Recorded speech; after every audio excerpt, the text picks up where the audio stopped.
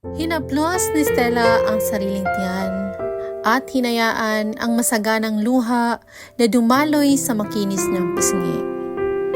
Isa pang buntong hininga ang ginawa niya at pilit na pinapakalma ang sarili.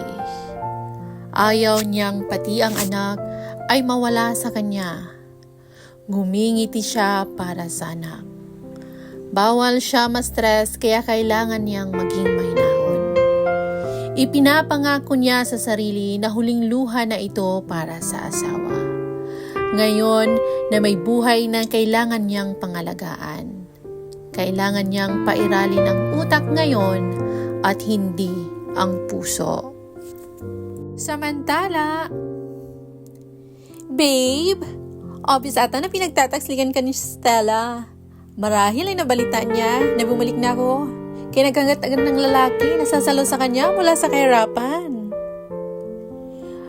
Nagdilim ang anyo habang pinakatitigan ni Charles ang larawang kuha ng katulong mula sa labas ng kanilang bahay.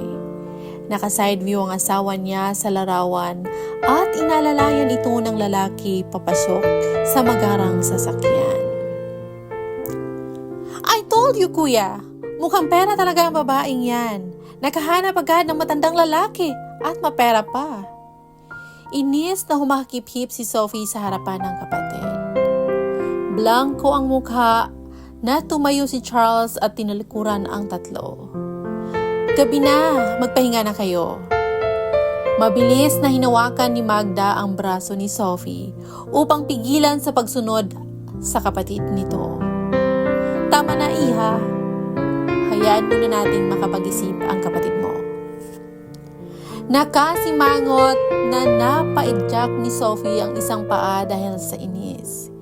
Hindi siya nakontento sa nakitang reaksyon ng kapatid sa larawan. Tumayo na rin si Elizabeth at hinarap ang kaibigan. Kilala niyo ba kung sino ang lalaking nasa larawan?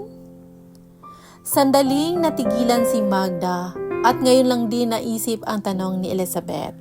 Pinagmasdan nila ang mukha ng lalaki. Nakasuot ito ng tuxedo at mukhang kagalang-galang, pero hindi pamilyar sa kanila ang mukha.